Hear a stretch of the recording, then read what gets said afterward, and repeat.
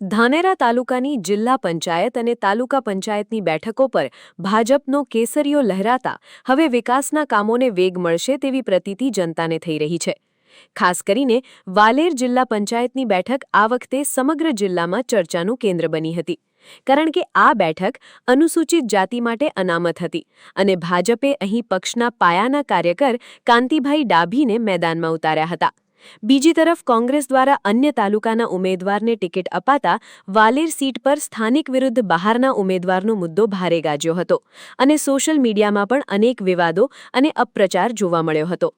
જો કે વાલેર બેઠકના 15 જેટલા ગામોની જનતાએ તમામ વિવાદોને ફગાવીને સ્થાનિક ઉમેદવાર કાંતિભાઈ ડાભી પર પોતાનો કળશ ઢોળ્યો છે। આ બેઠક પર કાંતિભાઈ ડાભીને કુલ 9071 મતો મળ્યા હતા, જ્યારે હરીફ કોંગ્રેસના ઉમેદવારને 7335 મતોથી સંતોષ માનવું પડ્યો હતો।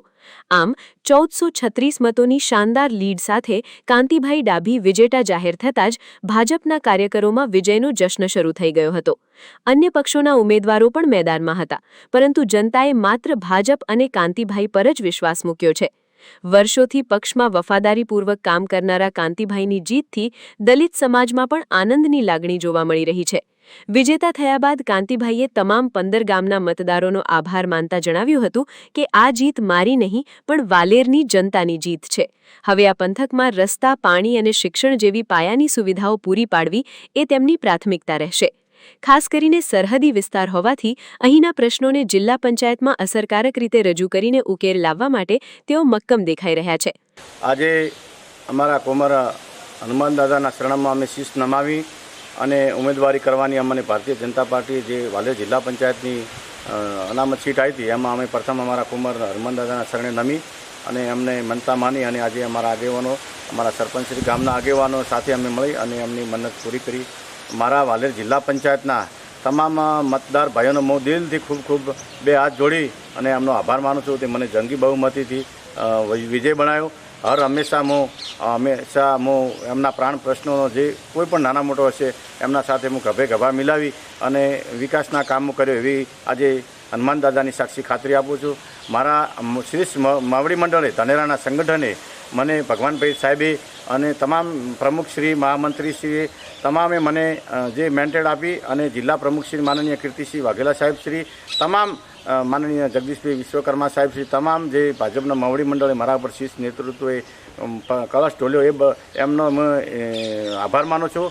અને ફરીથી મારા કુમર ગામના અને આજુબાજુના છીંડીવાડી, સિલાસના અને અમારા મેવાડા અને 15 ગામના 18 આલમનો હું બે હાથ જોડી અને નતમસ્તક કરી વંદન કરીને એમનો આભાર માનું છું। તે ખૂબ મને એક નાના કાર્યકર્તાને આજે મોટી જવાબદારી આપી એ બદલ ખૂબ એમનો ઋણી રહીશ અને એમના પ્રાણ પ્રશ્નો માટે હર હંમેશા તત્પર રહીશ એવી ખાતરી આપું છું। આ ચૂંટણીમાં સૌથી મહત્વનો મુદ્દો સિંચાઈના પાણીનો રહ્યો હતો અને પ્રજાએ ભાજપને મત આપીને નર્મદાના નીરની આશા વ્યક્ત કરી છે। ધાનેરા તાલુકાના ગ્રામીણ વિસ્તારોમાં ઉનાળા દરમિયાન પાણીની ભારે તંગી સર્જાતી હોય છે, જેના કારણે ખેતી અને પશુપાલન પર માઠી અસર પડે છે।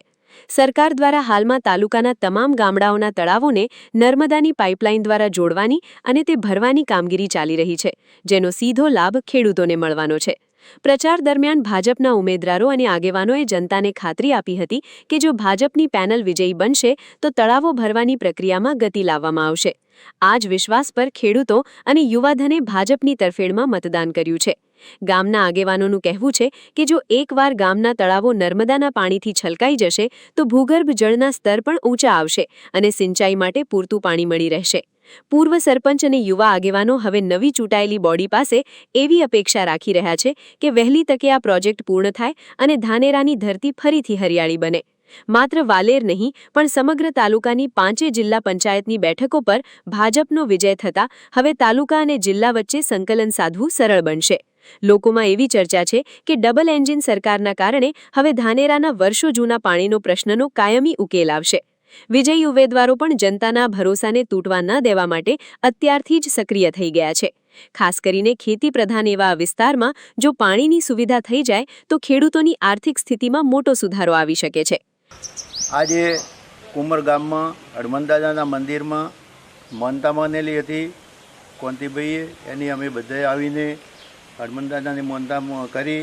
અને બીજો વિષય છે કે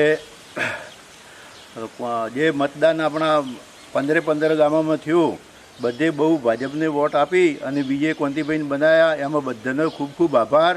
એમાં બીજું કે ભગવાનભાઈએ જે કીધું હતું કે અમારો પગ નહીં ઉપડે, એ ખરેખર તો સાચું કીધું હતું કે ભાઈ જો વોટ આપશે અને વોટ દેખાશે પેટીમ અને ભાજપને જીતાડશે તો જ અમારો પગ ઉપડશે. કોઈ અવળું નહોતું કીધું, એને અવળું માન્યું, એમાં અમને ફાયદો થયો છે અને બહુ ખૂબ લીડથી જીત્યા, તે બદલ ખૂબ ખૂબ આભાર. ધાંધ્રા તાલુકાની અંદર 5 જિલ્લા પંચાયત સીટ ભાજપનો કેસરીઓ લહેરાયો છે. તાલુકા પંચાયતની સીટોમાં પણ અને ધાંધ્રા નગરપાલિકાની અંદર પણ ભારતીય જનતા પાર્ટીનો વિજય થયો છે. તો દરેક ધાંધ્રા તાલુકાની પ્રજાને ખૂબ ખૂબ આભાર માનું છું. અને ઉપર પણ આપણા સરકાર ગુજરાતની અંદર પણ ભૂપેન્દ્રભાઈ પટેલ સાહેબની સરકાર છે, ઉપર કેન્દ્રની અંદર નરેન્દ્રભાઈ મોદી સાહેબની સરકાર છે. અને એમને દરેક ગામડે જોઈએ તો ગામડાની અંદર પાઇપો પાણી માટેનો જે હલ પ્રશ્ન હતો તાલુકાનો, તો આ વખતે ધાંધ્રા તાલુકાએ ખૂબ રેમ નજર રાખી અને પૂરી સીટો આપી છે. એવું કોઈ ઉમેદવાર હમું નહીં જોયું કે કશું કોઈ જોયું નહીં. ઓનલી ફોર ભારતીય જનતા પાર્ટીને વિજય બનાવવા માટે દરેકે ખૂબે મત આપ્યા છે. તો ભારતીય જનતા પાર્ટીનો અમે બધા ખૂબ આભાર માને છીએ.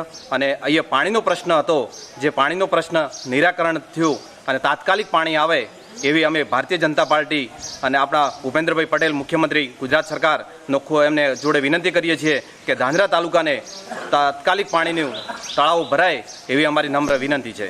વાલેર સહિત સમગ્ર ધાનેરા પંથકમાં ભાજપના વિજયી ઉમેદવારો હવે સત્તાના સૂત્રો સંભાળીને જનતાના પ્રશ્નોના નિકાલ માટે કાર્યરત થશે, જેની પર સમગ્ર જિલ્લાની નજર રહેશે.